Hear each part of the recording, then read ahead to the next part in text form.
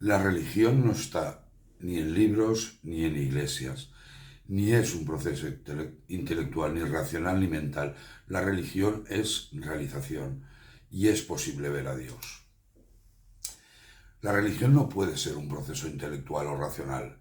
La mente, nuestra mente, es finita por su propia naturaleza. Tiene un inicio y un fin. No está diseñada para concebir lo absoluto.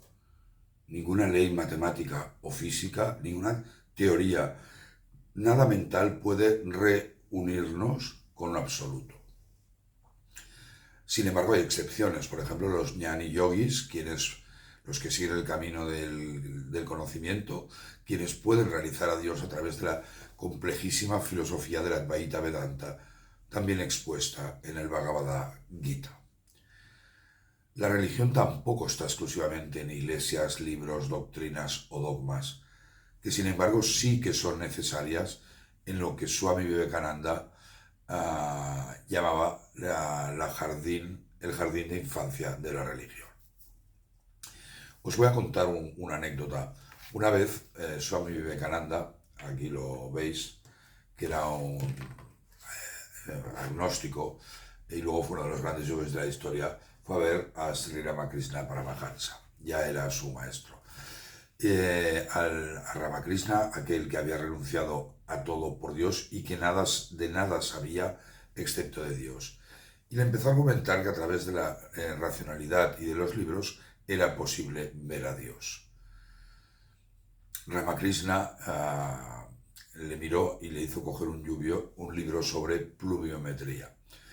Y Vivekananda lo cogió en sus manos y de repente el maestro le dije, ahora estrújalo con todas tus fuerzas. Vivekananda se quedó pasmado y empezó a estrujarlo. Y entonces el maestro se empezó a reír y medio riéndose le dijo, ¿has podido sacar alguna gota de agua de este libro? Y Vivekananda entendió.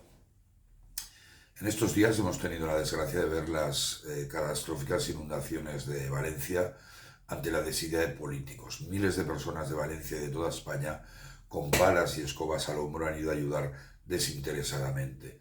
Estos jóvenes, a los que tanto se les ha criticado, han dado una maravillosa lección de Karma Yoga. Ves a ayudar a Valencia porque es tu deber, pero hazlo desinteresadamente. El Karma Yoga el Karma Yoga no se realiza en los libros, sino en la acción. El Bhagavad Gita, la Biblia o el Tao Te Ching, o el que quieras, contienen verdades trascendentales y eternas. Marcan el camino espiritual que un hombre puede seguir. El hombre debe pensar y meditar sobre ellas e incorporarlas en su propia vida. Con una fuerte devoción o bhakti y ansiedad por ver a Dios, seguramente este se le manifestará. En palabras de Sri Ramakrishna Paramahansa. Y os leo, Dios es percibido directamente por la mente, pero no por una mente ordinaria. Es la mente pura la que percibe a Dios, y es en ese momento cuando la mente ordinaria no funciona. Una mente que tiene el más mínimo rastro de apego al mundo no puede llamarse pura. Cuando se eliminan todas las impurezas de la mente, puede llamar a esa mente pura o Atman puro. Recordar que el camino del Karma Yoga, el camino de la acción desinteresada, es un camino que permite la purificación de la mente.